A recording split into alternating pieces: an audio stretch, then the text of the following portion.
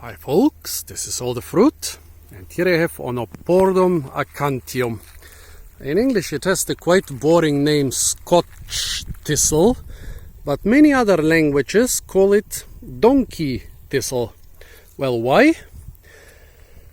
You will not believe it if you haven't grown up in a country with a lot of donkeys, but donkeys love thistles. They munch on them. They have incredible mouths. They don't care about all the spines. They will eat a thistle like a cop would eat a donut. Well, the inflorescences are kind of donut shape. Yeah, they don't care about the spines. They will eat any type of thistle. But it seems that this thistle here is their favorite. And not only for donkeys, they are actually also people who like the stuff as an ornamental. I mean, it's amazing. The pink flowers are certainly impressive. Like here in an inflorescence you have dozens or hundreds of flowers. The most amazing feature is are those leaves, and basically the leaves and the whole plant is covered with this white cotton-like fluff. An amazing plant. Well, Wikipedia says that its natural distribution goes from Kazakhstan to the Iberian Peninsula, but I'm not sure that it's natural everywhere. For example, in Bulgaria, where the stuff can be found everywhere, travelers in the 19th century said that actually it started growing in Bulgaria after the Russian invasion of the Ottoman Empire in 1833. That's the Russian armies basically brought it in the fodder of their horses and in their equipment.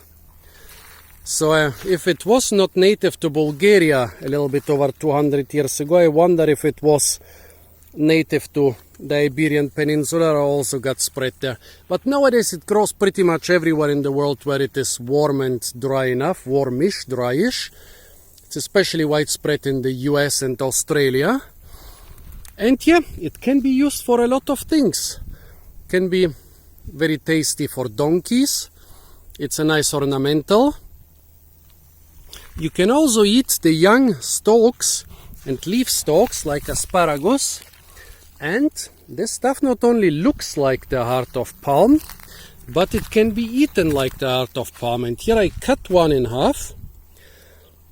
If you remove all the spiny stuff and remove all the flowers, you can actually munch on this basal part, which is basically the same as an artichoke, just a little bit smaller. Let's try here. Okay, from this part I haven't removed the spines yet, but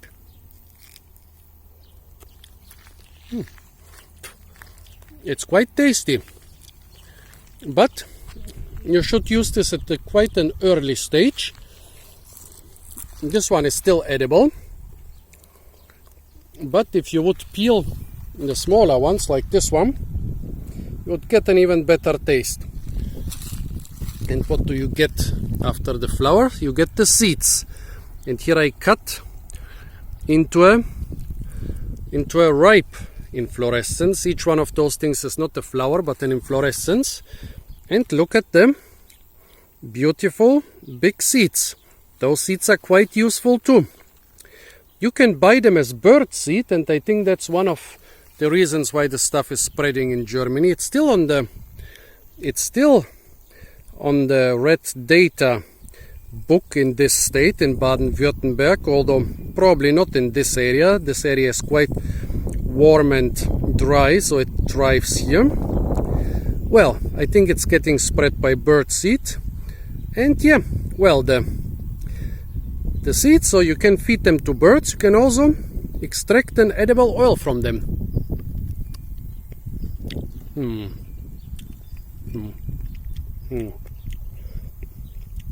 Bitter. The seeds are bitter, not incredibly bitter, but bitter enough so that I don't really like the taste.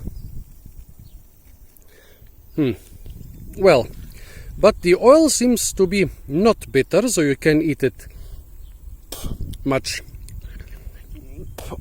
You can eat it with much more pleasure than the seeds. I guess once you extract the oil, you can feed the rest to animals, like most of remnants of oily seeds after you extract the oil. You can also make lamp oil from it. You can also use it for cosmetics or industrial uses, but I don't think it's being done on a very large scale. And also the plant has a lot of medicinal properties, but this is not a medicinal channel. I will just say that it was used in the Middle Ages already to combat cancer, and nowadays it's used for a lot of blood pressure and heart related diseases.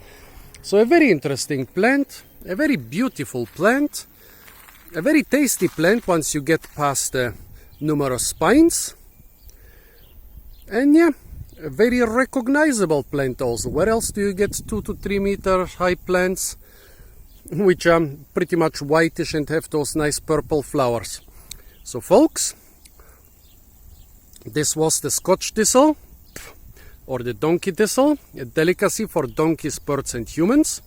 Stay tuned for a lot more fruit videos from the beautiful city of Heidelberg, and don't forget to like, share, comment and subscribe.